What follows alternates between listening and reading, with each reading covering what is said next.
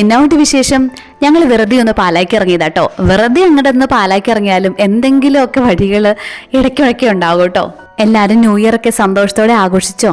ഇത് ഡിസംബർ 31-ാം തീയതി 2025 അവസാനത്തെ ദിവസത്തെ വീഡിയോ ആണ് കേട്ടോ. അപ്പന് എല്ലാ വർഷവും ഡയറി എഴുതുന്ന പതിവുണ്ട് കേട്ടോ. വർഷങ്ങളോളം പഴക്കമുള്ള ഡയറി ഇങ്ങനെ അടുക്കി വെച്ചിട്ടുണ്ട്.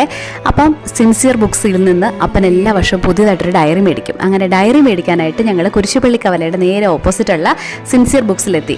ഇവിടുന്ന് ഡയറി വാങ്ങിച്ചു, കളർ വാങ്ങിച്ചു, പിന്നെ ഫ്രീ ആയിട്ടൊരു പേനയും കിട്ടിയിട്ടുണ്ട്. ന്യൂ ഇയർ ഒക്കെ അല്ലേ എന്ന് വിചാരിച്ച് കുട്ടികൾക്കൊക്കെ ഓരോ ഡ്രസ്സൊക്കെ എടുത്തു കേട്ടോ.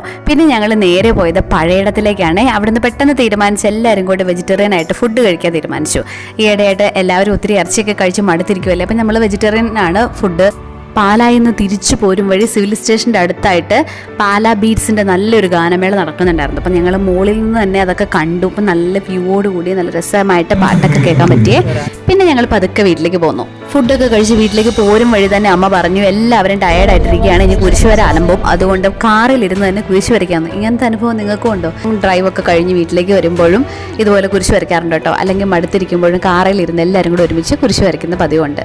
അപ്പോൾ അതിനൊക്കെ ശേഷം വീട്ടിലെത്തിക്കഴിഞ്ഞപ്പോൾ പടക്കം പൊട്ടിക്കണ്ടേ എന്ന് ആലോചിക്കുന്നത്. ബാക്കിയിരുന്ന പടക്കം, ക്രിസ്മസിൻ്റെ ബാക്കിയൊക്കെ ഞങ്ങൾ പൊട്ടിച്ചങ്ങനെ തകർത്തു കേട്ടോ. ഞങ്ങൾ പടക്കമൊക്കെ പൊട്ടിച്ച് മുറ്റത്ത് നിൽക്കുമ്പോൾ അപ്പൻ വീട്ടിലിരുന്ന് കഴിഞ്ഞ വർഷത്തെ പ്രധാന ഇവൻറ്റ്സ് എല്ലാം പുതിയ ഡയറിയിലേക്ക് പകർത്തി എഴുതുകയാണ് കേട്ടോ. ഇങ്ങനെ അടുക്കും ചിട്ടയുള്ള കർക്കശക്കാരായ ചില പേരൻസ് ആണല്ലേ നമ്മുടെയൊക്കെ വീടുകൾ മധുരമാക്കുന്നത്. അപ്പം എല്ലാവരും പുതുവർഷത്തിൽ പുതിയ തീരുമാനങ്ങളൊക്കെ എടുത്ത് പുതിയ പ്രതീക്ഷയോടെ മുന്നോട്ട് പോവുകയാണെന്ന് വിചാരിക്കുന്നു. ഈ വർഷം എല്ലാവർക്കും നിറയെ സന്തോഷങ്ങൾ ഉണ്ടാവട്ടെ എന്ന് ആശംസിക്കുന്നു. നമ്മുടെ പ്രിയപ്പെട്ടവരെല്ലാം നമ്മളോടൊപ്പം എല്ലാ വർഷവും കൂടെ ഉണ്ടാവട്ടെ എന്ന് പ്രാർത്ഥിക്കുന്നു. എല്ലാവർക്കും അസുഖമൊക്കെ വരാതെ നല്ല ആൾക്കാരായിട്ട് നല്ല പോലെ ജീവിക്കാനായിട്ട് ഉള്ള ഭാഗ്യം ലഭിക്കട്ടെ എന്ന് പ്രാർത്ഥിച്ചുകൊണ്ട് ഹാപ്പി ന്യൂ ഇയർ. അപ്പോൾ അടുത്ത വീഡിയോയിൽ കാണാം കേട്ടോ.